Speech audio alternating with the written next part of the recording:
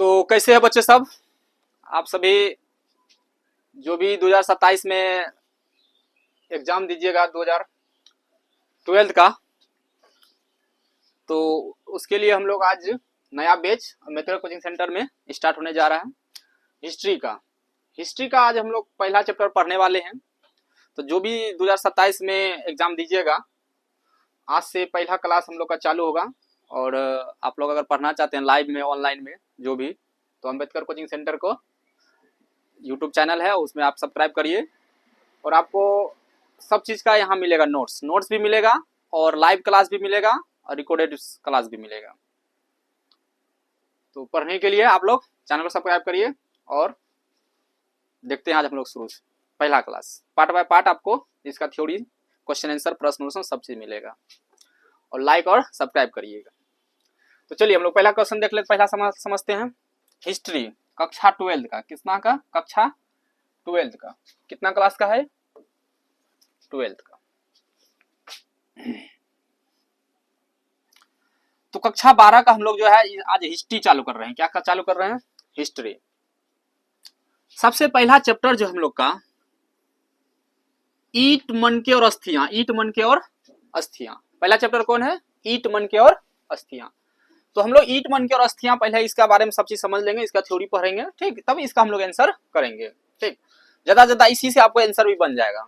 एक एक चैप्टर के पास हम लोग अच्छा से पढ़ेंगे, ठीक है। चलिए देखते हैं।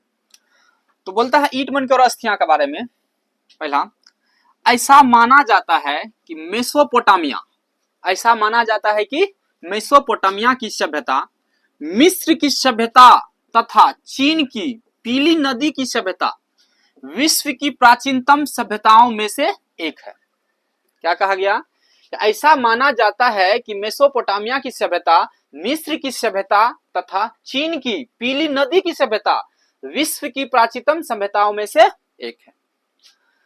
विश्व की सबसे प्राचीन सभ्यता मेसोपोटामिया की सभ्यता है। विश्व की सबसे प्राचीन सभ्यता कौन सा है?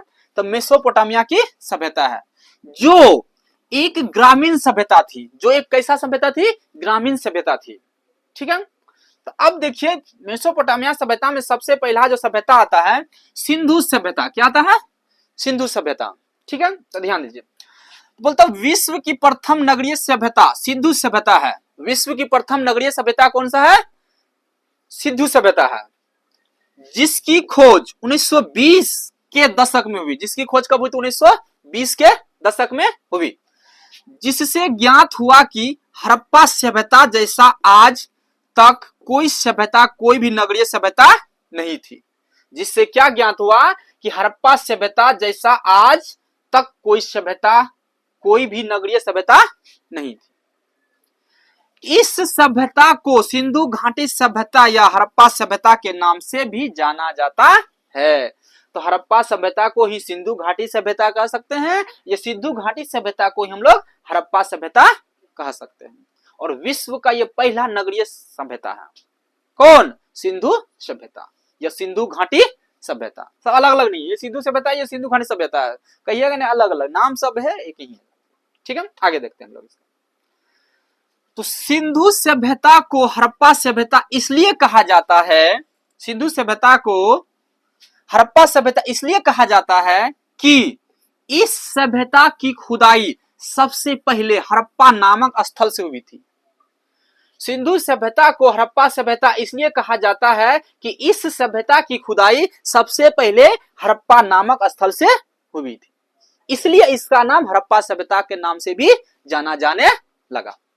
देखिए, अर्थात सिंधु सभ्यता की पहली खुदाई हड़प्पा नामक स्थल से होने के कारण, सिंधु सभ्यता की पहली खुदाई हड़प्पा नामक स्थल से होने के कारण सिंधु सभ्यता को हड़प्पा सभ्यता के नाम से जाना जाता है। आगे देखिए, जब अंग्रेजों के द्वारा पंजाब प्रांत से रेलवे लाइन बिछाई जा रही थी, तो उत्खनन कार्य के दौरान कुछ इंजीनियरों को हड़प्पा पूरा स्थल मिला। हड़प्पा का पूरा स्थल मिला। फिर जब विस्तार से उसकी खुदाई की गई तो इससे पता चला कि यहाँ एक सभ्यता बस्ती थी। जब अंग्रेजों के द्वारा पंजाब प्रांत से रेलवे लाइन बिछाई जा रही थी तो उत्खनन कार्य के दौरान कुछ इंजीनियरों को हड़प्पा पुरास्थल मिला। फिर जब विस्तार से उसकी खुदाई की गई तो इससे पता चला कि यहाँ एक सभ्यता भी थी, सभ्यता बस्ती थी। हड़प्पा सभ्यता की जानकारी चार्ल्स मेसन ने दिया था। हड़प्पा सभ्यता की जानकारी सबसे पहले किसने दिया था?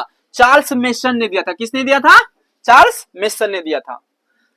इसका सर्वेक्षण कनिंघम ने किया। इसका सर्वेक्षण किसने किया? कनिंघम ने किया तथा जॉन मार्शल के नेतृत्व में इस सभ्यता की खुदाई हुई। जॉन मार्शल के नेतृत्व में इस सभ्यता की खुदाई हुई। किस सभ्यता की? सिंधु सभ्यता की, हड़प्पा की सभ्यता की। ठीक है, आगे देखिए। इस सभ्यता की प्रमुख स्थल हड़प्पा, मोहनजोदड़ो, कालीबंगा, सुरकोटदा, लोथल, बनवाली, आलमगीरपुर, रंगपुर, रोपर आदि है।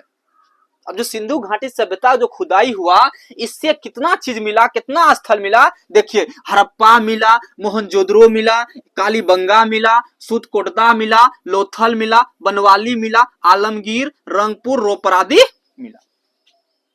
ठीक है।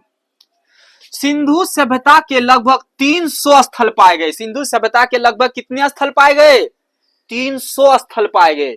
यह सभ्यता 13 लाख वर्ग किलोमीटर में फैली हुई थी। यह तो सभ्यता थी कितने लाख वर्ग किलोमीटर में फैली हुई थी? 13 लाख वर्ग किलोमीटर में फैली हुई थी। इस सभ्यता का नामकरण जॉन मार्शल ने किया था। इस सभ्यता का नामकरण किसने किया था? जॉन मार्शल ने किया था। इस सभ्यता का आकार जो है त्रिभुजाकार है। सिंधु घाटी सभ्यता का आकार कैसा है? त्रिभुजाकार है। इसका नामकरण किसने किया था? जॉन मार्शल ने किया था। और इसमें कितना किलोमीटर तक फैली हुई थी? तो 13 लाख किलोमीटर तक फैली हुई थी, 13 लाख वर्ग किलोमीटर। सिंधु सभ्यता के लगभग कितने स्थल पाए गए थे सिंधु सभ्यता में? तो लगभग 300 स्थल पाए गए थे। सिंधु सभ्यता का काल 2600 ईस्वा पूर्व से 1750 ईस्वा पूर्व तक था। सिंधु सभ्यता का काल 2600 ईस्वा पूर्व से 1750 ईस्वी पूर्व तक है। अब कोई बच्चा को अगर इस चैप्टर का, इस सबका नोट चाहिए तो इस नंबर पे आप हम लोग को हमको कांटेक्ट कीजिए। आपको नंबर, इसका नोट्स पूरा डिटेल मिल जाएगा। जो भी बच्चा 2027 में एग्जाम दीजिए, क्योंकि 2026 के एग्जाम कंप्लीट हो गया है। ठीक है, नंबर देख लीजिए। अम्बेडकर कोचिंग सेंटर लाइक और सब्सक्राइब कर लीजिएगा, सब तो आपको मिलेगा एक साथ।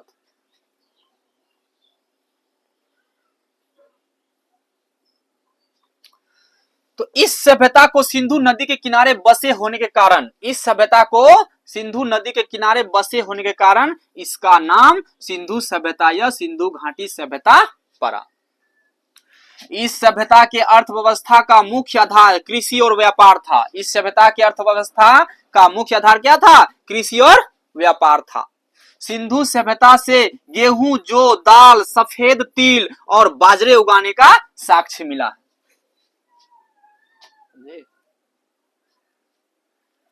ये लोग भेड़, बकरी, भैंस तथा सुअर का पालन करते थे। ये लोग, सिंधु सभ्यता के लोग क्या क्या करते थे? भेड़, बकरी, भैंस तथा सुअर का पालन करते थे।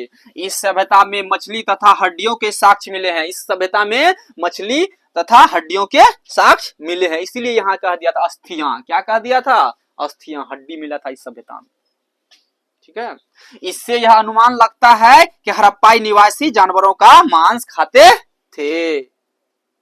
ठीक है, अब देखिए, सिंधु सभ्यता के लोग गाय से परिचित नहीं थे। सिंधु सभ्यता के लोग गाय से परिचित नहीं थे, उसको पता नहीं था क्या, कहाँ क्या होता है, नहीं होता। इस सभ्यता के लोग युद्ध और तलवार से परिचित नहीं थे। युद्ध और तलवार से परिचित नहीं थे। यहाँ माप तौल का न्यूनतम बाट 16 किलोग्राम का था। नाप तौल का न्यूनतम बाट कितना था? कम से कम 16 किलोग्राम का था एक। यहाँ की सड़कें तथा नलियां ग्रिड पद्धति से बनाए गए हैं। यहाँ की सड़कें तथा नलियां किस पद्धति से बनाए गए थे? तो ग्रिड पद्धति से बनाए गए थे, जो एक दूसरे को समकोण पर काटती थी। जो एक दूसरे को किस पर काटती थी? समकोण पर काटती थी। अगर इधर का नली यहाँ से यहाँ तक जाता है तो दूसरा नली जो है यहाँ से ऐसे सीधा जाता था, इसे यहाँ से। ये समकोण पर करता था। कहां पर करता था? समकोण पर काटता था एक दूसरे का नली। यहां से आके जुड़ता था, यहाँ पानी गिरता था, फिर यहाँ से इधर जाएगा, इधर जाएगा, फिर कहीं से जुड़ेगा तो यहाँ से समकोण जैसा निकलता था। ठीक है, इसका व्यापार विदेशों से होता था। सिंधु घाटी सभ्यता का व्यापार किससे होता था? विदेशों से होता था। इसका जो है समाज मातृ सत्तात्मक थी। इसका समाज कैसा था? मातृ सत्तात्मक थी। ये लोग अपने पूर्वजों को उत्तर दक्षिण दिशा में दफनाते थे। सिंधु घाटी सभ्यता के लोग अपने पूर्वजों को किस दिशा में दफनाते थे? उत्तर दक्षिण दिशा में दफनाते थे। ये अपने पूर्वजों को दफनाते समय घड़ा रख देते थे। ये अपने पूर्वजों को दफनाते समय क्या कर देते थे? वहां पर घड़ा रख देते थे। यहाँ कीमती रत्नों के साथ पूर्वजों को दफनाने की परंपरा नहीं थी। यहाँ कीमती रत्नों के साथ पूर्वजों को दफनाने की परंपरा नहीं थी। यहाँ के निवासी जानवरों के मांस खाते थे। यहाँ के निवासी क्या करते थे? जानवरों के मांस खाते थे। यह कृषि में टेराकोटा पक्की हुई मिट्टी के हल का प्रयोग करते थे। यहाँ कृषि में टेराकोटा, कृषि में टेराकोटा कौन? पक्की हुई मिट्टी के हल का प्रयोग करते थे। यहाँ के मुहर पर वृषभ का चित्र तथा एक सींग वाले जानवर का चित्र मिलता था। यहाँ का जो मुहर जो सिंधु घाटी सभ्यता में जो पाया गया था, वहां जो उस पर जो तो मुहर पे वृषभ का तथा एक सींग वाले जानवर का चित्र मिलता है। इतिहासकारों का अनुमान है कि सिंधु सभ्यता के निवासी खेत जोतने से में बैल का प्रयोग करते थे। खेत जोतने में किसका प्रयोग करते थे? बैल का प्रयोग करते थे।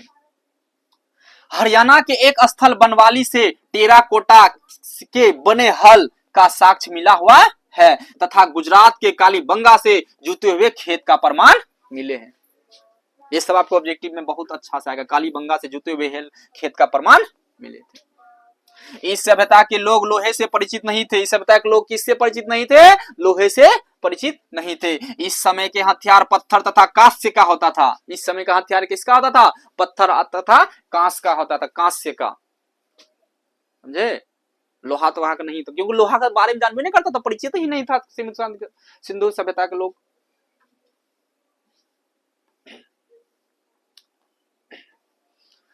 सिंधु सभ्यता के लोग सिंचाई के लिए कुआं और जलाशयों का प्रयोग करते थे। सिंधु सभ्यता के लोग सिंचाई के लिए किसका प्रयोग करते थे? कुआं और जलाशयों का प्रयोग करते थे। अफगानिस्तान में सोतुघई से नहरों के प्रमाण मिले हैं तथा गुजरात के धौलावीरा से जलाशय का प्रमाण मिले हैं। ठीक है। सिंधु सभ्यता का पश्चिमी और छोर सुतकांगेडोर पाकिस्तान, उत्तरी छोर मांडा कश्मीर, पूर्वी छोर आलमगीर उत्तर प्रदेश तथा दक्षिणी छोर देमाबाद महाराष्ट्र थी। हड़प्पा सभ्यता एक नगरीय सभ्यता थी। हड़प्पा सभ्यता क्या थी? एक नगरीय सभ्यता थी। सबसे पहले खोजा गया स्थल था हड़प्पा। सबसे पहले खोजा गया स्थल कौन था? हड़प्पा था। लेकिन सबसे प्रसिद्ध स्थल मोहनजोदड़ो था। सबसे प्रसिद्ध स्थल कौन था? मोहनजोदड़ो। खोजा गया सबसे पहले हड़प्पा, लेकिन सबसे प्रसिद्ध स्थल कौन था? मोहनजोदड़ो था। अब देखिए पूरा स्थल, क्या पूरा स्थल बोलता, ऐसे स्थल जो कहते हैं जिस स्थल पर पुराने औजार, बर्तन, इमारत तथा इनके अवशेष मिलते हैं, उसको पूरा स्थल कहते हैं। यह एक शहरी नियोजित शहरी केंद्र था। यहाँ बस्ती दो भागों में विभाजित थी। पहला दुर्ग और दूसरा भाग निचला शहर। पहला दुर्ग और दूसरा भाग निचला शहर। दुर्ग ऊंचाई पर स्थित था, साथ ही छोटा था। दुर्ग में अमीर और संपन्न लोग रहते थे। निचला शहर कम ऊंचाई पर था तथा इसमें आम लोग रहते थे। निचला शहर बड़े क्षेत्र में था। हड़प्पा स्थल की खुदाई दयाराम साहनी ने, हड़प्पा स्थल की खुदाई किसने किया था? दयाराम साहनी ने 1921 में किया। मोहनजोदड़ो की खुदाई रखालदास बनर्जी ने 1922 में किया था।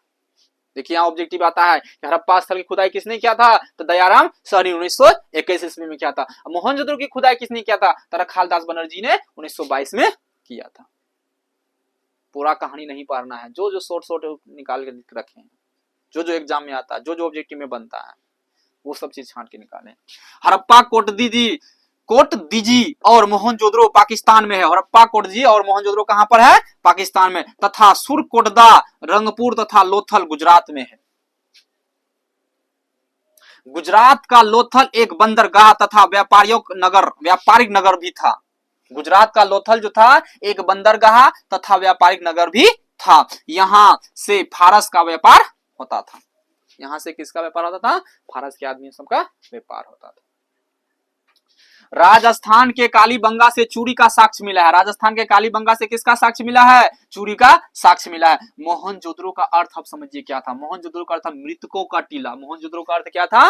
मृतकों का टीला। ये भी ऑब्जेक्टिव में आता है, ठीक है।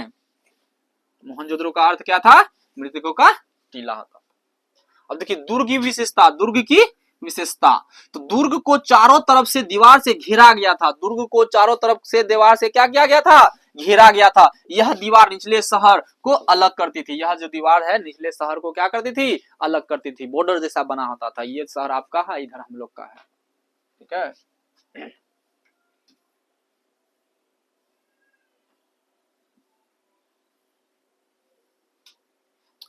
अन्नागार में अनाज रखा जाता था। अन्नागार में अनाज रखा जाता था। हम लोग का गोदाम देखिए, और ड्राम सब जो रखते हैं, बड़का बड़का घर बना कर रखते हैं, तो वहां भी अनागार बनाया जाता था, घर बनाया जाता था, जिसमें अनाज खड़ा रखा जाता था। हड़प्पा सभ्यता का सबसे बड़ा अनागार पूरा स्थल मोहनजोदड़ो से प्राप्त हुआ था, ठीक है। अब देखिए विशाल स्नानागार, विशाल स्नानागार, सबसे बड़ा विशाल स्नानागार का प्रमाण मोहनजोदड़ो से मिले हैं। सबसे बड़ा स्नानागार का प्रमाण कहां से मिले हैं? मोहनजोदड़ो से मिले हैं। अब देखिए ये कैसा था, क्या चीज था? यह आंगन में बना एक आयताकार जलाशय होता था, जो चारों ओर से एक गलियारे से घिरा हुआ था। जलाशय तक जाने के लिए इसमें सीढ़ियां बनी थी। जलाशय का पानी एक बड़े नाले के द्वारा बाहर निकाल दिया जाता था। संभवतः इसका उपयोग अनुष्ठान के स्नान के लिए किया जाता होगा। तो ये था दुर्ग शहर के बारे में। अब देखिए निचला शहर कैसा था? निचला शहर की विशेषता क्या था? तो निचला शहर का विशेषता जो है, देखिए ध्यान से, बोलता दुर्ग की तुलना में निचला शहर कम ऊंचाई पर थे। दुर्ग की तुलना में निचला शहर कम ऊंचाई पर थे। यहाँ आवासीय भवन थे। कौन सा भवन थे? आवासीय भवन थे, सरकारी लोग रहते थे। निचले शहर दुर्ग के मुकाबले अधिक बड़े क्षेत्र में बसा था। निचला शहर जो है दुर्ग के मुकाबले में अधिक बड़े क्षेत्र में बसा था। इसको भी दीवार से घेरा गया था। इसको भी दीवार से घेरा गया था। यहाँ भी कई भवनों को ऊंचे चबूतरे पर बनाया गया था। यह चबूतरे नींव का काम करते थे। जल निकासी की व्यवस्था देखिए क्या था वहां का। हड़प्पा शहरों में नियोजन के साथ जल निकासी की भी व्यवस्था की गई थी। सड़कों और गलियों को लगभग ग्रिड पद्धति से बनाया गया था। यह एक दूसरे को समकोण पर काटती थी। हड़प्पाई भवनों को देखकर ऐसा पता लगता था कि पहले यहाँ नलियों के साथ गलियां बनाई गई। उसके बाद गलियों के अगल बगल मकान बनाए गए। प्रत्येक घर का गंदा पानी इन नलियों के जरिए बाहर चला जाता था। यह नलियां बाहर जाकर बड़े नालियों से मिल जाती थी, जिससे सारा पानी नगर के बाहर चला जाता था। अब अगला है गृह स्थापत्य कला। ये हम लोग अगला क्लास में पार्ट 2 में पढ़ेंगे। सबको लाइव में जुड़िएगा, अगर तो 2 बजे क्लास होता है, जुड़ जाइएगा। पहले मैसेज करिएगा तब, ठीक है। इधर पार्ट 1 का